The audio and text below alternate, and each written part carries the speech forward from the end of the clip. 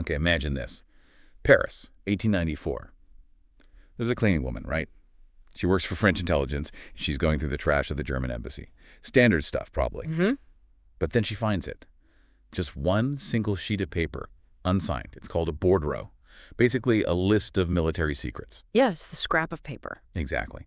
But this little scrap, this whisper of espionage, it ends up completely crushing one man's life.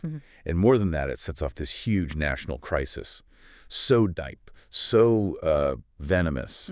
It basically ripped the lid off all the darkest prejudices hiding just beneath the surface in France. And what started, as seemingly just a straightforward investigation into a leak, well, it just spiraled. It became this decade-long saga, a really brutal test of justice, of prejudice, and even France's whole sense of national identity. Yeah. The Dreyfus Affair, it's not just some dusty historical event. It's actually a pretty chilling reminder of how easily truth can get twisted, and how hard you have to fight for it. So that's what we're diving into today. That whole maelstrom. We're going to try and pull back the curtain on the Dreyfus Affair. Look not just at the bare facts of the case, but also the deep historical currents that kind of made it all possible. Right. The context is everything here. Absolutely. And the explosive events themselves, how they just tore France apart. And then the legacy, the sort of lasting, sometimes uncomfortable reverberations that, well, you still feel them today. We spent a lot of time piecing this together, digging through really comprehensive sources, histories of anti-Semitism going way back, the political stuff, the military details from the late 19th century. It's complex. It really is. So we're here to unpack it all together with you. Understand this defining moment. Yeah, it's a story that really lays bare the vulnerability of a whole nation, Yeah. grappling with its own soul. A story where this idea of honor, especially military honor, almost completely wiped out any sense of justice. Okay, so to really get a handle on why France was such a powder keg in 1894, we absolutely have to look at the history first, specifically the deep, insidious roots of anti-Semitism in the country. Because this wasn't just some sudden outburst of hatred, right? No, not at all. It was more like a poison that had been seeping into the ground for centuries. A long, long history. Right. Yeah, you're absolutely right. If we trace back the very early presence of Jewish communities in Gaul, what we now call France, well, the documentation is pretty sparse before the 4th century. But what we do have indicates, a certain degree of integration under Roman rule initially. Okay. Like the Constitutio Antoniana in 212 A.D. That granted Roman citizenship to pretty much everyone in the empire, including Jews. So that meant real rights. Yeah, rights like freedom of worship, the ability to hold public office, even serve in the army. They were involved in various trades, and importantly, they looked and sounded like other Roman citizens. Dressed the same, spoke the same language. For a while, relations were, relatively speaking, unremarkable. So a period of, let's say, relative normalcy, or at least coexistence.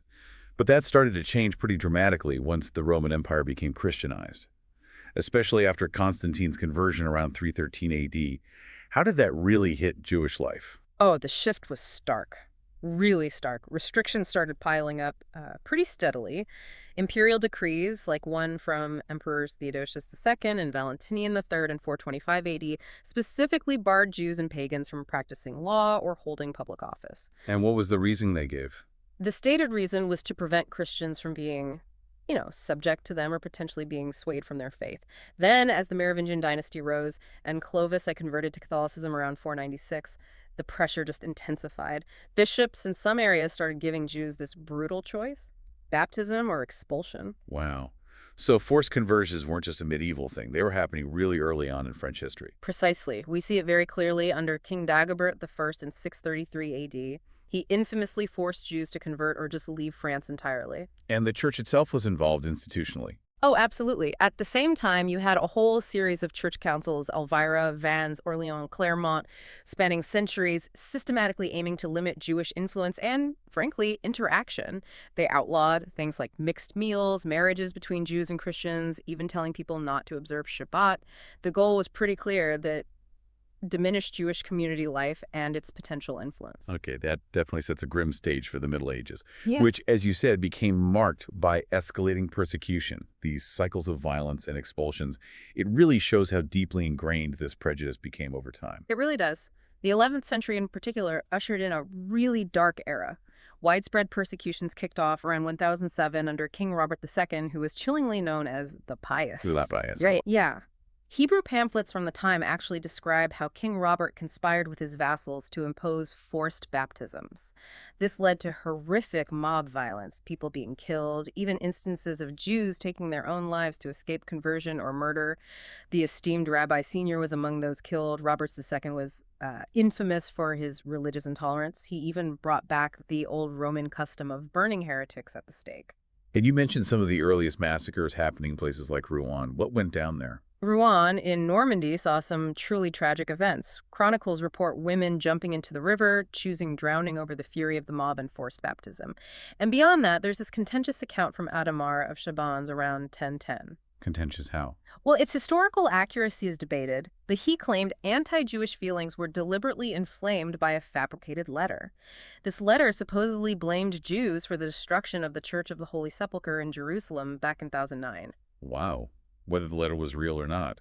Exactly. The impact was undeniable. It led to expulsions in Limoges and other French towns. Right. Jews once again faced that agonizing choice: baptism, exile, or death.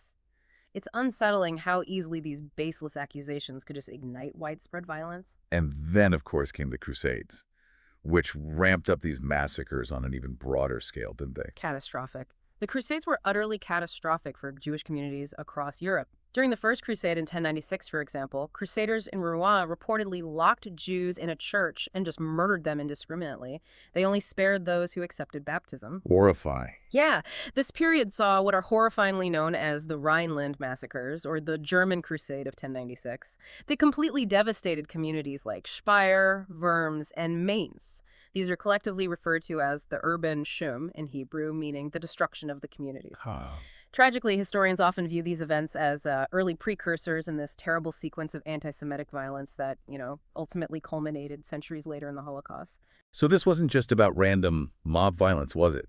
It sounds like French kings themselves repeatedly used Jewish communities, almost like a piggy bank, expelling them, confiscating property. Exactly. It became this cynical, recurring pattern. Kings like Philip Augustus in 1182, Louis IX in 1254, Philip V in 1306, Charles VI in 1394.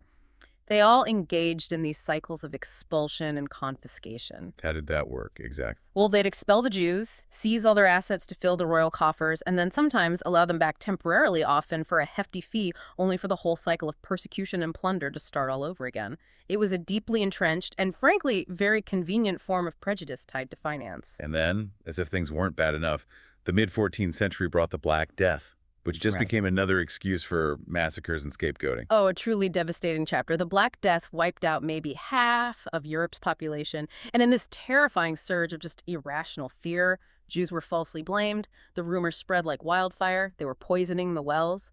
It led to horrific massacres all over the continent. In Toulon, in Provence, 40 Jews were burned alive as early as April 1348. But maybe even more chilling is Strasbourg in 1349. There, 2,000 Jews were burned alive before the plague had even reached the city. Before it even got there. Yeah. The sources even recount how Christian residents would sift through the smoldering ashes afterwards, looking for any valuables left behind. It was this brutal interception of fear, greed, and just deeply ingrained lethal prejudice. It's almost impossible to imagine that level of dehumanization.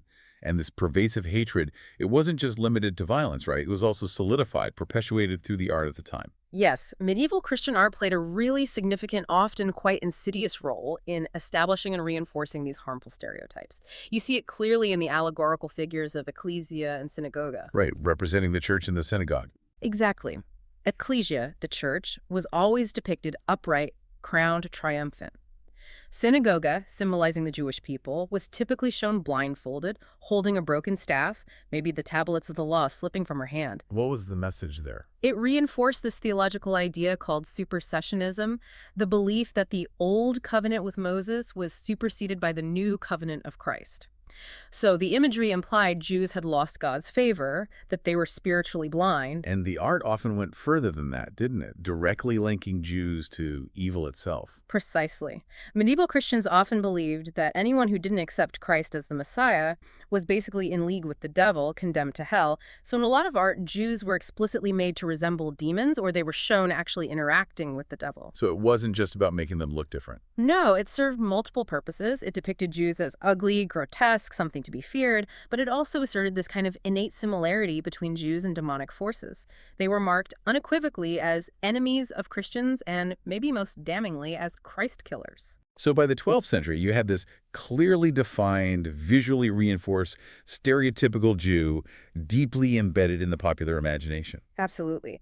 This stereotype was usually a male figure, often with a heavy beard, a distinctive pointed hat, the Judenhut, and most notably an exaggerated, often crooked nose. These caricatured features were designed to make Jews easily identifiable and portray them as untrustworthy, sinister, fundamentally different. This visual propaganda just cemented negative perceptions across all levels of society, fostering this deep-seated suspicion that lasted for centuries. Okay, let's fast forward quite a bit now to the Ancien Regime, so pre-1789 France. The Jewish population was relatively small then, maybe 40,000, 50,000, mostly in places like Bordeaux and Metz. They had limited rights, but a recognized legal status. But right before the revolution, we see this kind of strange contradiction in how they were treated. Yeah, it was a really complex period. In 1784, you had severe measures enacted against the Jews in Alsace, restricting their numbers, who they could marry, their economic activities. But in that exact same year, King Louis VI issued an edict exempting other Jewish communities from these degrading Lebenssoll duties. What were those? It was basically a kind of head tax or toll that had previously equated Jews with livestock when they traveled. So you had this simultaneous liberalization and restriction happening side by side. It really highlights the inconsistent, often paradoxical approach. Interesting. And then in 1787, the Royal Society of Arts and Sciences in Metz even launched this public contest asking the question, are there ways to make the Jews happier and more useful in France? Which indicates, at least a beginning, albeit limited, intellectual debate about Jewish integration. And then, bang, the French Revolution, which, in a really dramatic shift, became a major turning point for Jewish emancipation across Europe. A truly pivotal moment. France became the first European country to grant full citizenship to its Jewish population during the Revolution. That was huge. However, Napoleon Bonaparte, who was responsible for spreading a lot of these modernist ideas across Europe through his conquests, well, he held quite complex, often contradictory views on Jews himself. Right. He wanted them to assimilate, become good citizens, but his private remarks were less than charitable, weren't they? They were indeed. Publicly, like in an 1822 communication, he supported emancipation, saying he wanted Jews to leave off usury and become good citizens. But then privately, in 1808, he confided to his brother Jerome something quite different. He said, I have undertaken to reform the Jews, but I have not endeavored to draw more of them into my realm. Far from that, I have avoided doing anything which could show any esteem for the most despicable of mankind. Wow. Most despicable of mankind. That's slant. It is. It really underscores his approach. It was pragmatic, assimilationist. He saw them as a problem to be solved through integration rather than a genuine embrace of their community on its own terms. Okay, this brings us closer now to the late 19th century, the era of the Third Republic, which is the direct backdrop to the Dreyfus Affair. And here we see this really disturbing rise in organized anti-Semitism, explicitly fueled by the media and these new aggressive political groups. Yeah, the late 19th century was just a cauldron of intense social and political ferment. And anti-Semitism became this frighteningly potent force, a tool for manipulating public opinion. You had publications like L'Anti-Juif pop up, though they didn't last long. But the real catalyst was Edouard Drumont. Drumont, right. The author of La France. Exactly. Jewish France. This massive 1,200-page tract published in 1886. It was an absolute sensation. It went through 140 printings in just its first 2 years. It even spawned its own kind of literary genre. You started seeing titles like Jewish Russia, Jewish Algeria. So it wasn't just a book. It was like a cultural phenomenon, spreading these virulent anti-Semitic ideas just everywhere. Absolutely. Its unprecedented success directly inspired the formation of the Anti-Semitic League of France in 1889, co-founded by Drouin and Jacques Debise. And this league became instrumental in organizing public demonstrations, violent riots, tactics that other far-right groups quickly copied. It had a real, tangible, destructive impact on public life. It's significantly contributed to creating an environment just ripe for what was about to happen. And then the Panama Canal scandal of 1892. This feels like a really direct, crucial precursor to the Dreyfus Affair. Right. Really poisoning the well of public perception. Oh, it was monumental. A huge corruption affair that deeply tainted the relatively new French Third Republic. Nearly $500 million francs just vanished, lost. And it came out that government members had been bribed to hide the Panama Canal Company's terrible financial state. And Hannah Arendt, the political theorist, she argued this scandal was key in ramping up French anti-Semitism, specifically because of the involvement of two Jews of German origin. Yes, Baron Jacques de Reinach and Cornelius Hertz. Arndt argued their role was critical, not necessarily because they were the main beneficiaries, but because of how they were positioned. As the middleman, right? Handling the dirty money. Precisely. Arndt describes them as being responsible for distributing the bribe money Reinach to the bourgeois parties, Hertz to the anti-clerical radicals. Reinach was a secret financial advisor to the government, managing relations with the Panama Company. Hertz was his contact in the radical wing.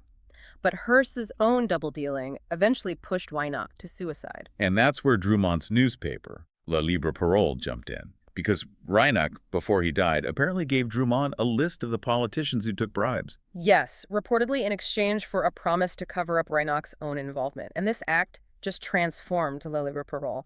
It went from being this obscure, struggling paper to one of the most influential in the country, practically overnight. How did they handle the list? Masterfully, in a cynical way. They published the names of the guilty politicians in small, tantalizing installments. It kept hundreds of politicians just completely on edge for months. Arndt saw this as a truly crucial moment. It sensationally exposed Jews, or at least these specific Jews, as being almost exclusively the conduits between business and the state. And in doing so, it didn't just pave the way, but actively, you could say, constructed the pathway for the Dreyfus Affair. Wow. Yeah.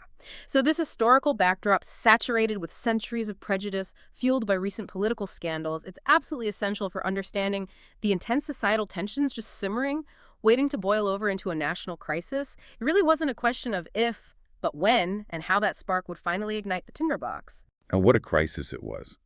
The initial chapter, the first act of the Dreyfus Affair, seemed to close with that swift conviction. But as we know, the story was so far from over. Those seeds of doubt had been sown, and the truth, buried under all these layers of secrecy and prejudice, would eventually, painfully, begin to claw its way to the surface.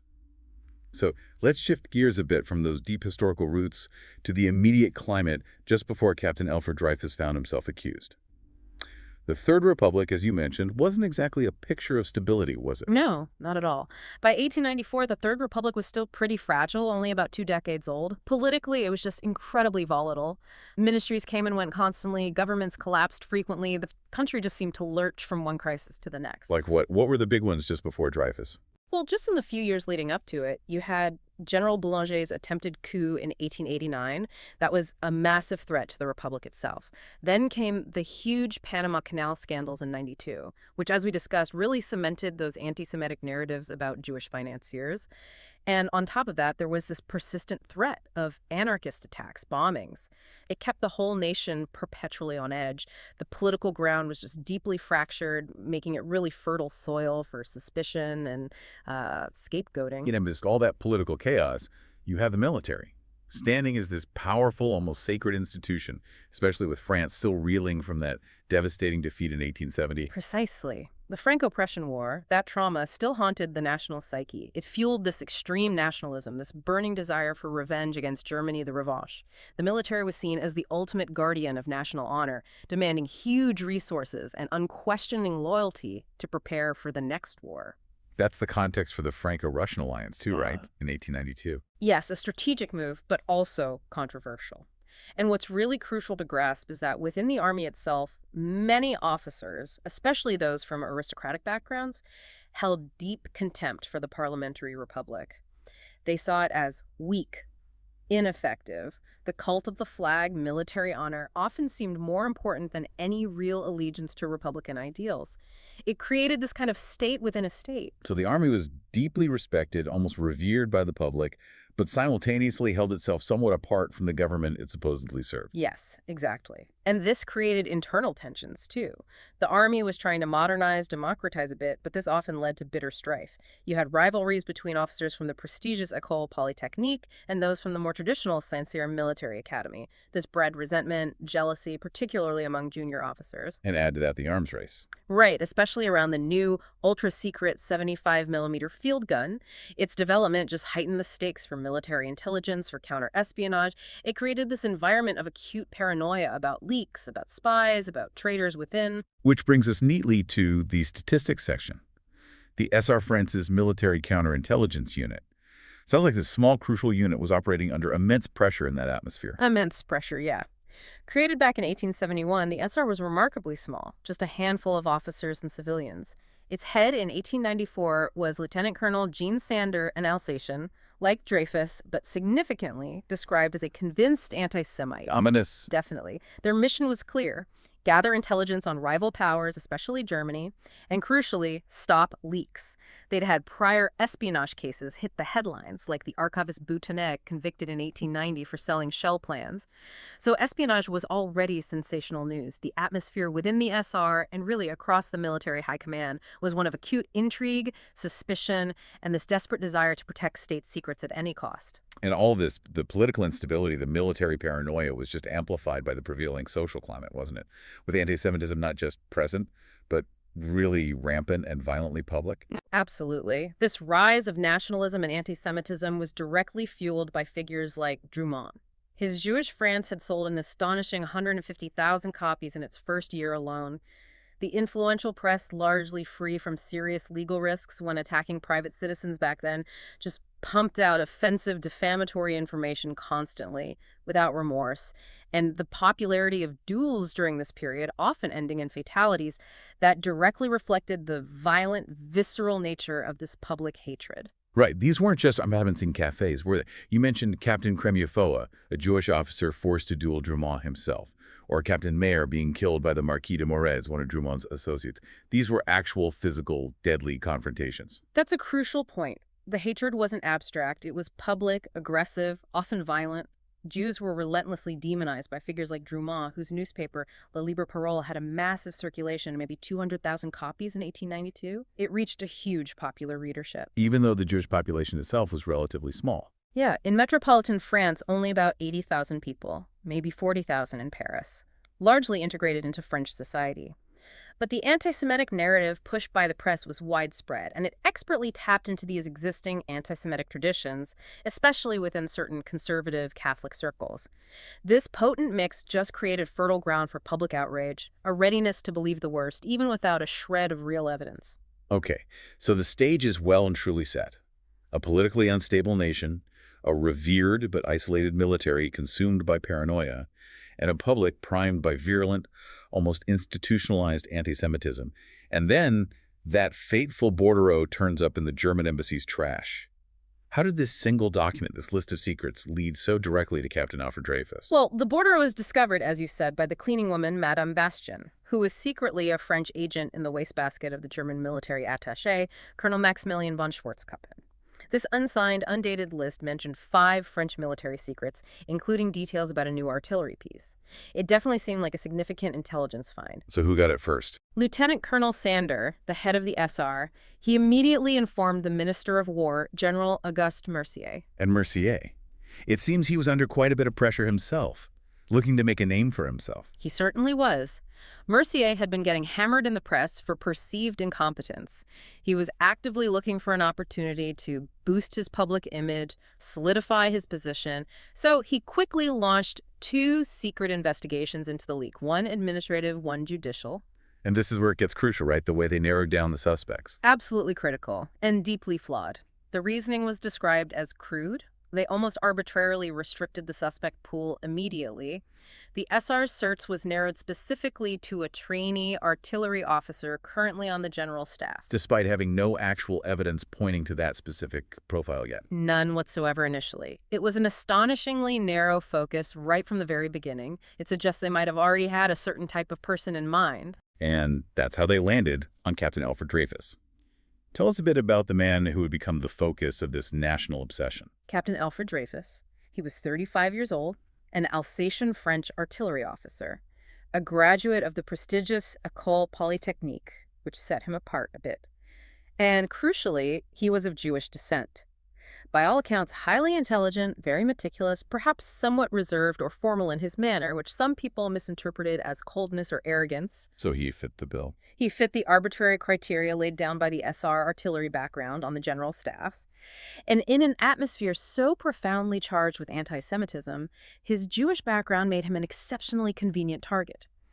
The investigation zeroed in on him incredibly quickly, not because of hard evidence, but because he fit a prejudice narrative that certain elements in the military and the press were all too eager to exploit. So let's be clear.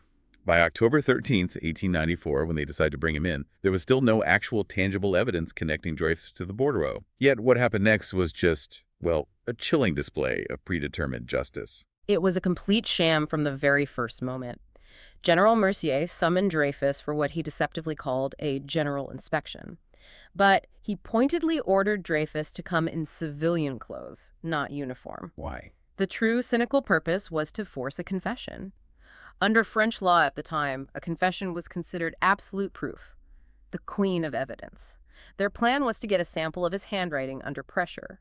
They had Major Dupaty de Clam dictate the exact words of the bordereau to Dreyfus, hoping he'd betray himself, maybe his handwriting would falter, or he'd break down and confess. And Dreyfus refused. He wouldn't confess, despite the immense psychological pressure. That's correct.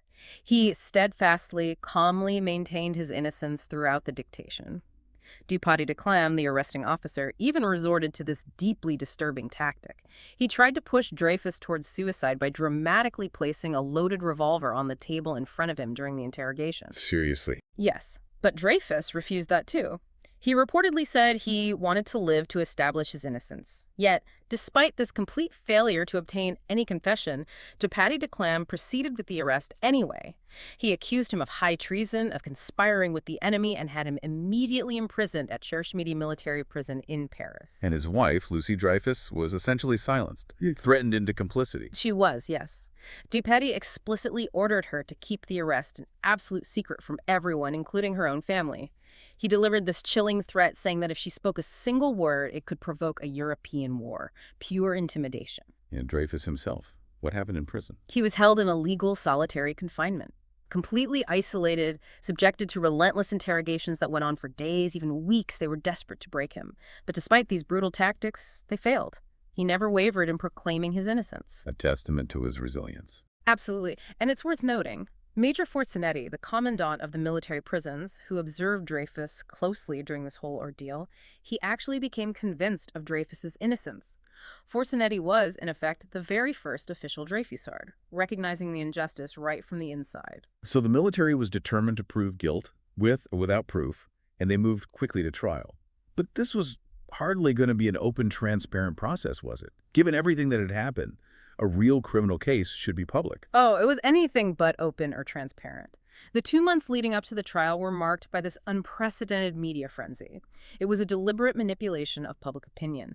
Newspapers like Drumont's La Libre Parole and others like La Tortue just relentlessly published lies, slander, bad fiction about Dreyfus's life.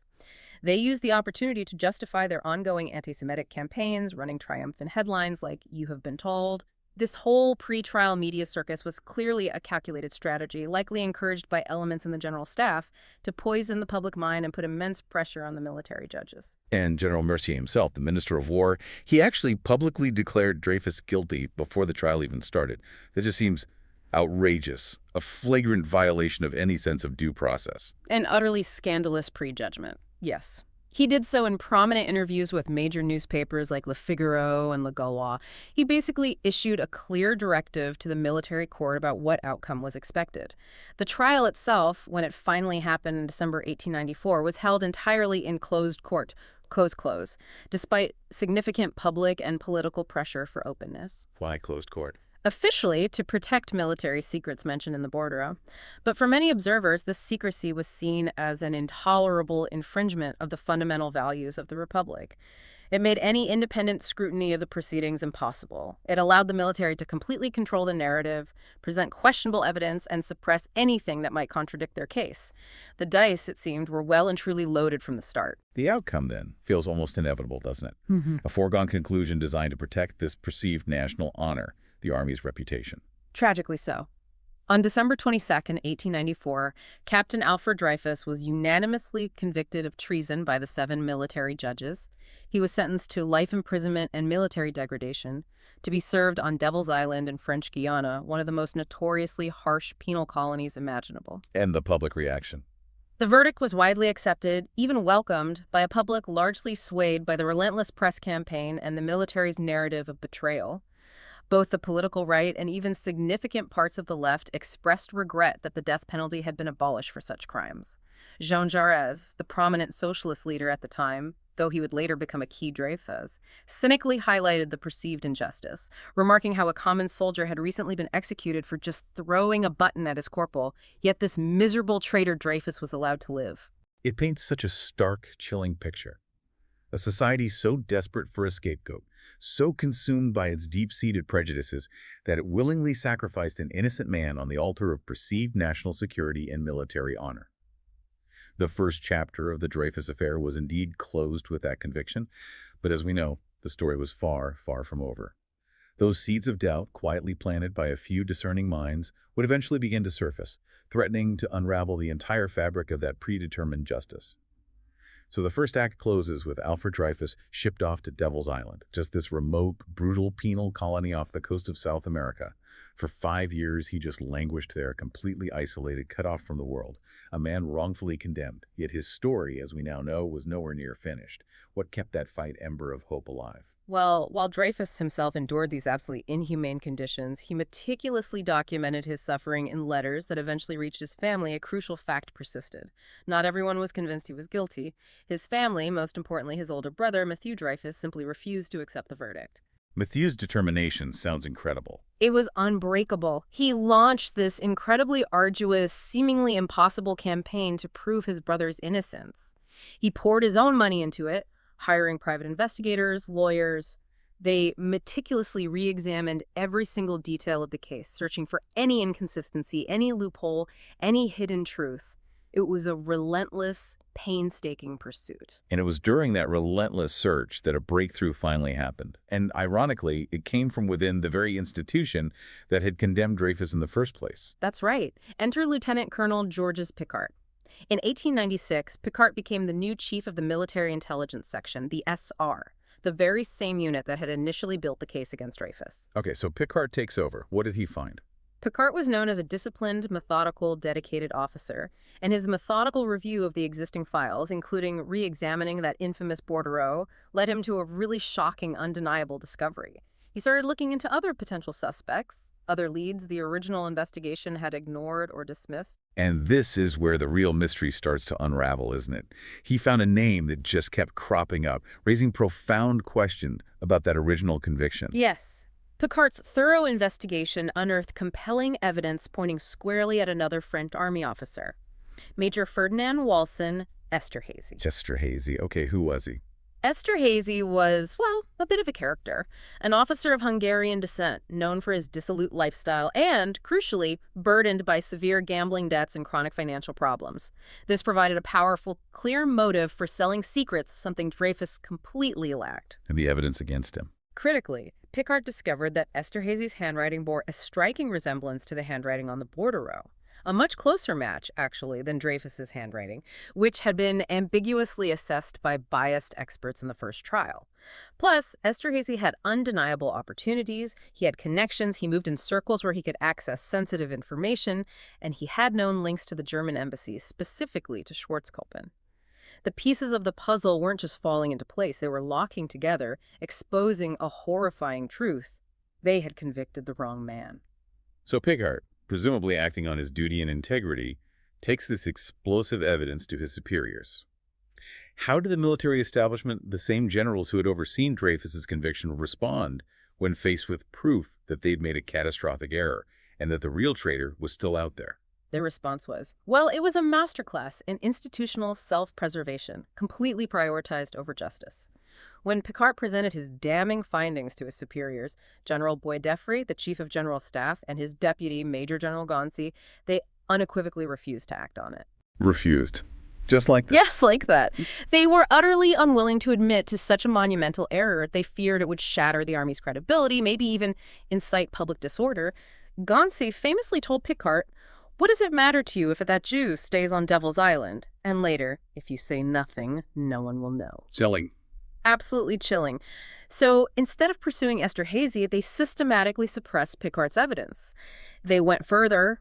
They effectively punished Picard for discovering the truth. They transferred him to a series of remote, dangerous postings, eventually sending him to Tunisia, claiming it was in the interest of the service.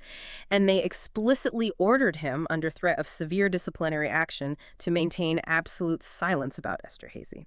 Their motivation was starkly clear: protect the original verdict, protect the honor of the Army's judgment at all costs, even if it meant burying the truth and ensuring an innocent man remained imprisoned in hellish conditions. The military's cover-up seemed complete, or at least that's what they desperately hoped. But as history so often shows us, the truth has this stubborn way of leaking out, doesn't it? Slowly but surely eroding the foundations of deception. It does, especially when individual conscience gets involved.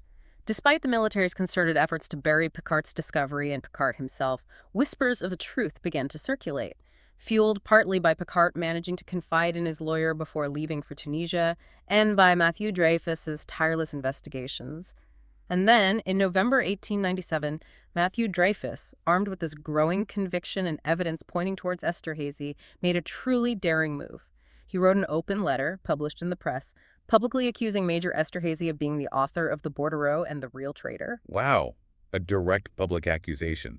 That must have forced the military's hand. It did. They could no longer just ignore the Esterhazy question. Public pressure mounted, fueled by early Dreyfusard senators and journalists. The military was compelled to act, or at least appear to act. They ordered a court-martial for Esterhazy. So, Esterhazy finally faced trial. But given the military's desperate need to uphold the original verdict, this was hardly going to be a fair trial, was it? Fair. Far from it. Esterhazy's court-martial in January 1898 was nothing short of a sham trial, a complete farce predetermined from the start. It was clearly designed solely to exonerate him quickly and decisively, thereby reaffirming Dreyfus's guilt. Despite what observers described as overwhelming evidence of his guilt being presented, Esterhazy was unanimously acquitted by the military judges after only 2 days. Some sources even say the deliberation took only a few minutes.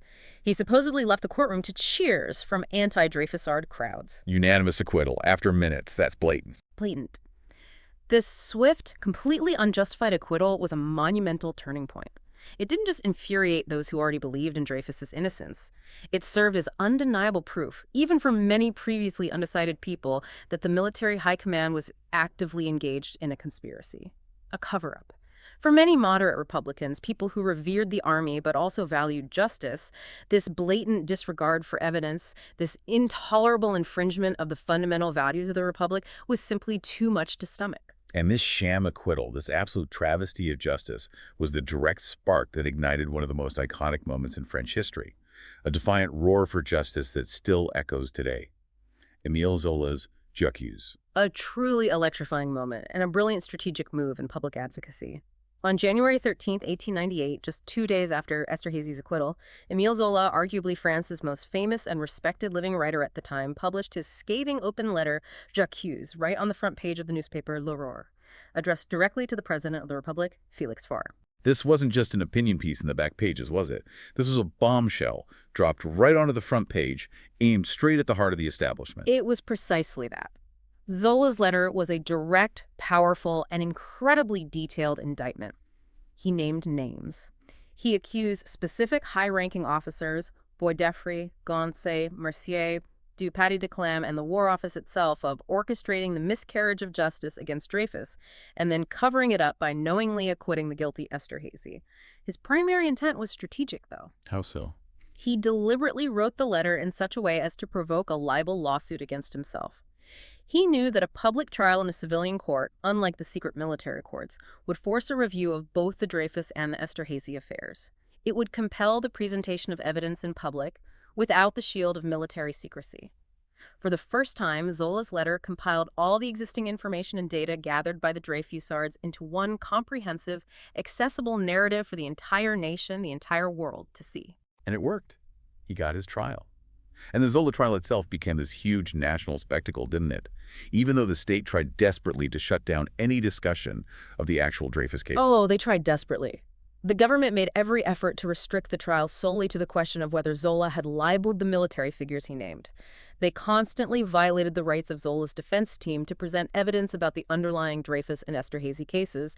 The presiding judge, a man named Delagorgue, became infamous for repeatedly interrupting Zola's lawyer Fernand Laborie with the phrase, "The question will not be put." Yeah. La question ne se fait pas, so dozens, maybe hundreds of times, trying to prevent any discussion of the actual affair. But Zola still achieved his aim. Absolutely. Despite these blatant obstructions, the trial itself became this massive public platform. It shone an undeniable spotlight on the conspiracy, the forgeries, the cover-up. It ignited a fierce national debate, forcing people to choose sides, Dreyfusards versus anti-Dreyfusards. France was irrevocably split. But Zola's brave, defiant letter and that incredibly public trial also had an immediate, deeply disturbing consequence. This widespread explosion of violent anti-Semitic riots across France. The reaction was immediate, visceral, and horrifyingly violent. Almost as soon as j'accuse hit the streets, 3 waves of anti-Semitic riots erupted. In no fewer than 55 different towns and cities across metropolitan France, and significantly also in French Algeria, where anti-Semitism was particularly virulent. This was mainly in January and February 1898. What did these riots look like? Demonstrators threw stones, shattered windows of Jewish-owned shops, chanted vicious anti-Semitic slogans like "Death to the Jews," "Down with Zola." They physically attacked Jewish people in the streets. They often violently resisted police efforts to disperse them. Mayors across the country had to issue urgent calls for calm. Cavalry troops were frequently deployed just to try and quell the disturbances. It was a real breakdown of civil order in many places. And this wasn't entirely spontaneous popular outrage, though, was it? There seems to have been an element of organized agitation behind these violent eruptions. Absolutely. In several cities, anti-Semitic posters suddenly appeared, explicitly urging people to imitate your brothers of Paris, Lyon, Marseille, join with them in demonstrating against the underhand attacks being made on the nation. Riots frequently kicked off right after anti-Semitic speeches or meetings organized by these ultra-nationalist and anti-Semitic groups, like the Comité de défense religieuse et sociale in Cayenne, and propaganda like the notorious Musée des Horreurs, this series of posters featuring grotesque anti-Semitic caricatures of Jews, often with huge noses or depicted with animal bodies, alongside caricatures of Dreyfusards like Zola and Picard. This stuff further fueled the public hatred, creating this terrifying visual landscape of prejudice. It sounds truly nightmarish. Yet, amidst all this chaos and public fury, the truth about the conspiracy just kept chipping away at the military's increasingly fragile facade. And a key, pivotal figure in that final unraveling was Major Henry, Hubert Joseph Henry. Yes, Major Henry. He was Lieutenant Colonel Picard's deputy at the SR and apparently deeply jealous of Picard. More importantly, Henry was criminally involved in fabricating evidence against Dreyfus right from the early stages. But his most infamous contribution came later. When Picard's discoveries started threatening the cover-up, Henry created additional false documents. The faux Henry, Henry's forgery. Exactly. He fabricated a document designed to bolster the case against Dreyfus and, crucially, to discredit Picard, who he clearly resented and feared. This particular forgery was a letter, supposedly intercepted, written by the Italian military attaché Panizzati to his German counterpart Schwarzkoppen. Henry crafted text that seemed to explicitly name Dreyfus in connection with espionage activities, but he didn't just forge a signature. He apparently took fragments of a genuine, harmless letter from Panizzati and expertly inserted his own completely false, incriminating sentences into it, creating a damning piece of evidence. So he basically doctored a real document to make it say something devastatingly false. But this elaborate deception, this forgery, was eventually discovered. How did that finally happen? Yes, and ironically, it was the new Minister of War, Godefroy Cavaignac, who unwittingly played the key role in its exposure. Cavaignac was fiercely anti-revisionist. He was absolutely militantly convinced of Dreyfus's guilt. He even gave a major speech in Parliament presenting what he thought was irrefutable proof, including Henry's forgery. He was so determined to definitively prove Dreyfus's guilt beyond all doubt to shut down the Dreyfusards for good that he decided to personally re-examine the secret file himself, piece by piece. And being meticulous, he spotted something. Exactly. During his meticulous review, Cavaignac, this staunch anti-Dreyfusard, noticed inconsistencies. He compared the faux Henri with other letters from Panizzati and realized the handwriting, the paper, something wasn't right. An aide, Captain Cugnet, using a lamp, discovered the forgery was crudely pieced together from different papers. Cavaignac confronted Henri. And Henry confessed. He did. Cornered, Henry broke down and confessed to Cavaignac that he had forged the document. And this revelation, this public unmasking of Henry and his forgery, must have had a cataclysmic effect on the anti-Dreyfusard cause. It did. Major Henry was arrested and imprisoned at the Montvalerian fortress. The very next day, August 31st, 1898, he committed suicide in his cell, reportedly slitting his own throat with a razor. His death and the confession that preceded it was a monumental, shattering blow to the anti-Dreyfusard cause. It utterly demolished the credibility of the military's case and the generals who had relied on Henry's evidence. It immediately reignited demands from across the political spectrum for comprehensive review, a revision of Dreyfus's conviction. How did the anti-Dreyfusard press react to their key witness being exposed as a forger and committing suicide? Predictably, the nationalist press, especially Drumont's La Libre Parole, desperately tried to spin it. They hailed Henry as a martyr who had committed a patriotic fake, claiming he forged the document only to protect the army's honor from the treacherous Dreyfusards. They even launched a public subscription to erect a monument to Henry the Martyr. Remarkably, they managed to raise over 131,000 francs from some 14,000 subscribers, including dozens of members of parliament, which just shows the deep, irrational entrenchment of anti-Dreyfusard and anti-Semitic sentiment, even after Henry's exposure and confession. But despite those desperate attempts to twist the narrative, the truth was now undeniable, wasn't it? The path towards justice for Alfred Dreyfus, though still blocked by immense obstacles, seemed irrevocably set in motion. The question now wasn't really if justice would be done, but how it would finally be achieved, and at what further cost to France. Okay, so Major Henry's suicide was this seismic event. It really blew the lid off the conspiracy, exposing the rot at the core of the military's case against Dreyfus. Our sources describe it as an undeniable debacle for the conspirators, and it triggered a profound crisis for the French government itself. Oh, it was an absolute political earthquake. Henry's death, combined with the forced resignations of key military figures like the Chief of Staff Boisdeffre and the severely compromised Dupaty de Clam being sidelined, it plunged the government into deep instability. Ministers who had vouched for Henry's evidence, like Cavaignac himself, then his successors Zurlinden and Chanoine, they all had to resign in quick succession. Prime Minister Bisson's government fell over the issue. So the country was just completely torn apart, utterly. France found itself thoroughly divided. And the schism, this split, it went beyond the usual lines of religion or social class. That famous cartoon by Cavendish, A Family Dinner, it just perfectly captures this societal rupture. The first panel shows a polite family dinner with the caption, "Above all, let's not talk about the affair." The second panel, total chaos, chairs overturned, people fighting, food everywhere, caption, "They talked about it." That was France. This profound crisis, this instability, it ultimately forced the hand of the government, didn't it? Leading directly to the Supreme Court's intervention in the case. Yes. The new government, under pressure from the Dreyfusards and facing undeniable evidence of forgery, finally agreed to transfer the case to the Cour de Cassation, France's Supreme Court, for an official opinion on the prior proceedings. This initiated a new, absolutely crucial review. The criminal division of the Supreme Court began this meticulous, painstaking investigation, analyzing that notorious secret file, which by now had swollen to hundreds of separate items of purported evidence. Their findings, which they worked on through late 1898, were absolutely damning for the anti-Dreyfusards. What exactly did their detailed investigation uncover that finally started to properly dismantle the original conviction? What were the key things? Two crucial facts really emerged, shattering the original case. First, they definitively confirmed, through expert analysis that had been suppressed before, that Major Esterhazy had used the exact same type of specialized watermarked paper for the bordereau as he used for his personal correspondence. This was a forensic link that just couldn't be ignored. Okay, that's huge. What else? Second, and perhaps even more devastating, the court found that the entire so-called secret file used to convict Dreyfus in 1894, the file shown only to the judges, not the defense, was completely void of any genuine incriminating evidence against Dreyfus. And shockingly, it contained numerous fabricated or irrelevant documents, deliberately misinterpreted telegrams, and of course, the proven forgeries like the faux Henry.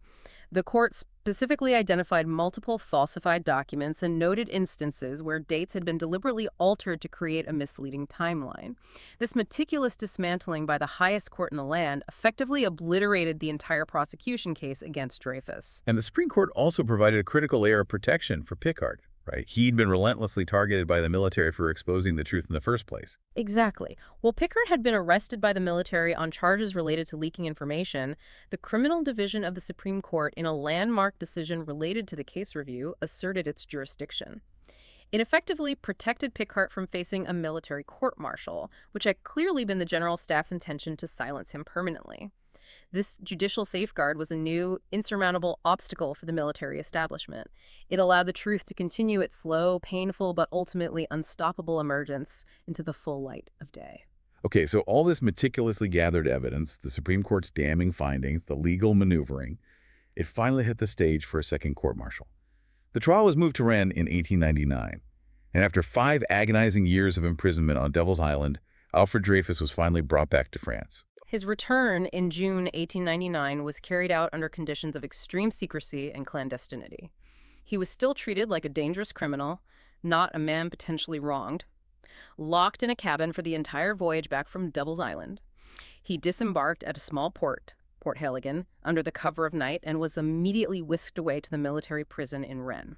How was he physically after 5 years in that hellhole? By all accounts, his physical appearance was severely deteriorated. He was gaunt, his eyesight had suffered badly, but mentally.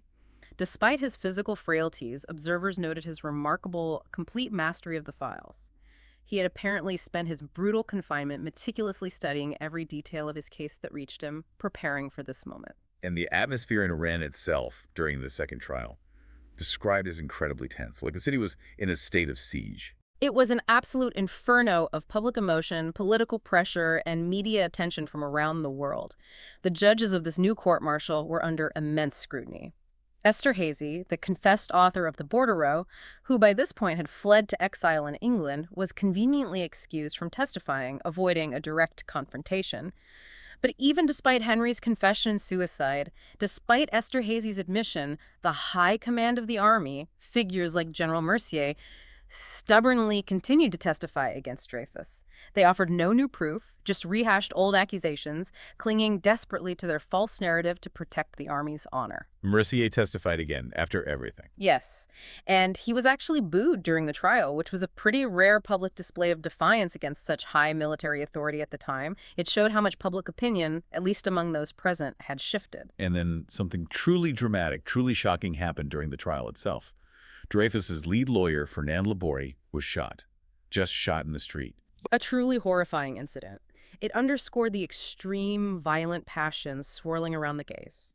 On August 14th, 1899, as Laborie was walking to the courthouse, he was shot in the back by an extremist assailant who was never caught, never identified. How badly was he hurt? Thankfully, the wound wasn't fatal, but it was serious enough to sideline Laborie, Dreyfus's brilliant and aggressive lead lawyer, during an absolutely crucial week of witness examinations. It significantly hampered the defense strategy at a pivotal moment in the trial. Despite this blatant act of violent intimidation, despite the overwhelming evidence of Dreyfus's innocence that had emerged, the military prosecution and the anti-Dreyfusard witnesses remained utterly obstinate. They just refused to yield. So after all of this, the suppressed evidence revealed Henry's forgery and suicide, Esterhazy's confession, the Supreme Court's findings, the public outcry, even the assassination attempt on his lawyer. What was the final verdict at the Rennes court-martial? On September 9th, 1899, in a verdict that just stunned and dismayed Dreyfusards around the world, Alfred Dreyfus was again convicted of treason. Again, after all that. Again. However, there was a crucial, almost bizarre caveat this time. The verdict included the finding of extenuating circumstances, and the vote among the 7 judges was close. 5-2 for conviction. Extenuating circumstances. For treason. What did that even mean? Legally, it was ambiguous, but it allowed the court to reduce the sentence from life imprisonment to 10 years. More significantly, under the military justice code of the time, a minority vote of 3-4 would have resulted in an automatic acquittal. So this 5-2 conviction meant it was, as commentators noted, on the verge of acquittal by 1 vote. It highlighted the deep divisions even within the military court itself. It suggested that the truth, the evidence of innocence, was indeed breaking through, penetrating even the walls of military solidarity, even if it hadn't quite achieved full victory yet. But still legally, he was found guilty again. still facing a prison sentence. And then came the offer of a pardon. That must have been an incredibly difficult choice for Dreyfus himself. An agonizing dilemma. Dreyfus was utterly exhausted physically and mentally. He'd been separated from his wife and children for so long. Faced with the prospect of returning to prison even for a shorter sentence, he made the painful decision to accept a presidential pardon offered by the government. The catch. Accepting the pardon meant withdrawing his legal appeal against the Runner's verdict, effectively ending the legal fight, and implicitly accepting the guilty verdict with extenuating circumstances. How did his supporters react, the Dreyfusards who had fought so hard for his name to be cleared? Many were deeply frustrated, even angered by his decision. They had fought for nothing less than a full, unequivocal exoneration, a complete annulment of the original conviction, not this messy compromise that still left the stain of guilt, however faint, on his name, but public opinion more broadly. It largely welcomed this conclusion almost indifferently, according to some sources. France was just weary of the affair. The country desperately wanted civil peace and harmony, especially with the prestigious 1900 Universal Exhibition in Paris looming. The desire for national unity, for putting the divisive affair to rest, seemed to trump the demand for absolute perfect justice in the public consciousness at that moment. So the immediate crisis was diffused, a fragile peace was sort of secured, but Dreyfus wasn't fully vindicated yet. His name wasn't officially cleared. That would take another, 6 agonizing years? Yes, the full rehabilitation process did indeed take time. The political climate needed to shift further, passions needed to cool completely. The Dreyfusards, led by figures like Jean Jaurès, continued to campaign relentlessly for a full review and annulment of the conviction. Finally, in 1906, after new evidence emerged and political winds changed, the Supreme Court agreed to review the Rennes verdict. This time, they annulled it without referring it back to another military court. Alfred Dreyfus was fully and unequivocally exonerated. His name finally cleared of all wrongdoing. And his military career. He was reinstated in the French army, promoted to the rank of major, the rank he likely would have held had his career not been destroyed. He was also awarded the Legion of Honor in the very same courtyard of the École Militaire, where he had suffered his public degradation ceremony 12 years earlier. A powerful symbol. He went on to serve with distinction during World War I, ending his service as a lieutenant colonel. He died peacefully in Paris in 1935, finally having seen justice done, albeit after an incredibly long, painful, and profoundly humiliating public journey. The personal battle for Alfred Dreyfus had finally concluded. But the ripple effects of this profound affair, this affair as it became known, would continue to shape France for decades, and indeed inspire movements and debates far beyond its borders. It proved, didn't it, that an injustice against one single person could truly become a crucible for an entire society. So the Dreyfus Affair wasn't just a legal case that got overturned eventually. It was more like a societal earthquake, wasn't it? It fundamentally reshaped French society, French politics. It cracked open these deep-seated issues that had been festering just beneath the surface for a long, long time. Absolutely. The affair, maybe more than any other event, just unequivocally exposed the deep-seated anti-Semitism that existed in French society. It stripped away any illusions people might have had about it being just a marginal fringe issue. It forced this incredibly painful but ultimately necessary national reckoning. And that led to change. In time, yes. It led to a greater awareness of the need for justice and equality. Although the internal conflict it revealed left French society deeply tortured, deeply divided for years, it also eventually spurred the country towards a more conscious, deliberate pursuit of its Republican ideals. The affair itself became this potent symbol far beyond Dreyfus the man, a symbol of the fight against injustice everywhere. And it had real lasting implications for the legal system itself, didn't it? The way the trials were conducted. Yes, critically so. The legal battle, particularly the first trial and the Zola trial, was just marked by the constant violation of basic defense rights. The secrecy, the reliance on hidden files, the biased judges. It highlighted the urgent, undeniable need for comprehensive judicial reform. A fundamental reevaluation of legal processes was needed to prevent such blatant abuses from ever happening again. It really underscored the paramount importance of things we take for granted now, like due process, fairness, the presumption of innocence principles that had just been flagrantly disregarded throughout Dreyfus's ordeal.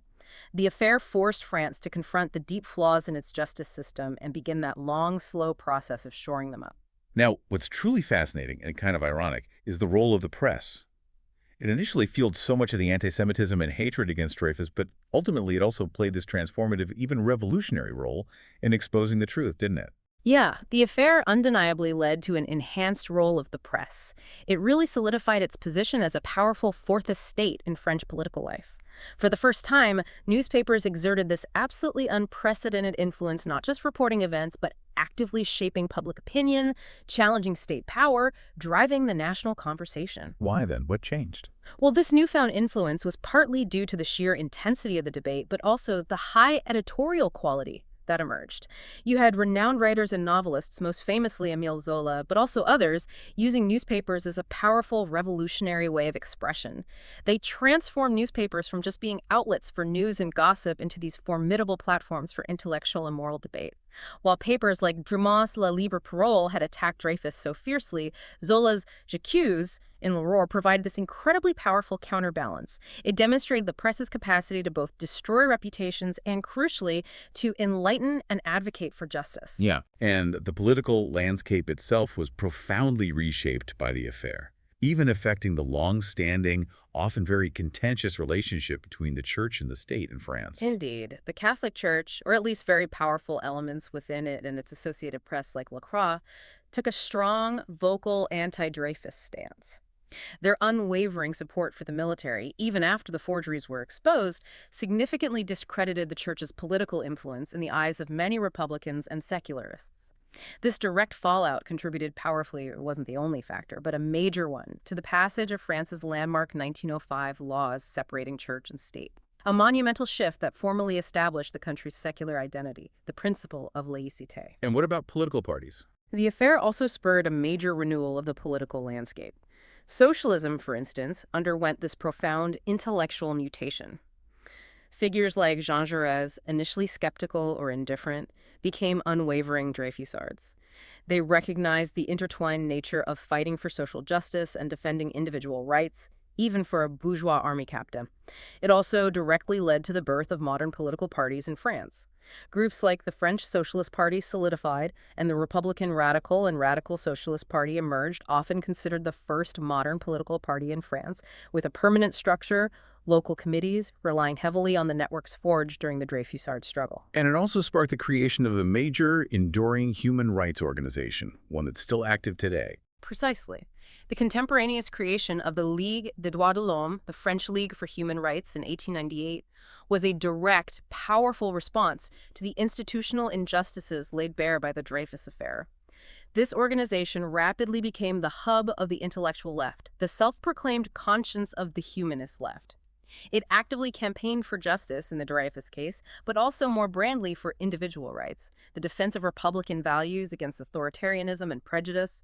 Its formation was this tangible embodiment of the lessons learned and the commitment to prevent such a gross injustice from ever happening again. Now, shifting focus slightly, perhaps one of the most profound and truly globally significant legacies of the Dreyfus Affair lies far beyond France's borders, and that's his connection to the birth of modern political Zionism. This is a truly remarkable and deeply impactful connection. Theodor Herzl, who was an Austrian-Hungarian Jewish journalist and writer, was working as the Paris correspondent for a major Vienna newspaper, the New Freie Presse, during the early stages of the affair, including Dreyfus's degradation ceremony.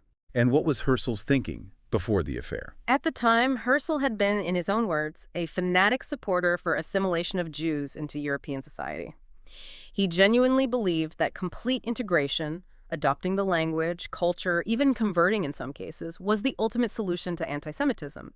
He viewed France, the birthplace of the revolution and Jewish emancipation, as a kind of shelter from extremist excess, a bastion of enlightenment and liberty. So, witnessing the sheer virulence of the anti-Semitism exploding in the streets of Paris, in this country he considered a beacon of hope. That must have been utterly shocking, completely disorienting for him. It wasn't just shocking, it profoundly, fundamentally shattered his entire worldview.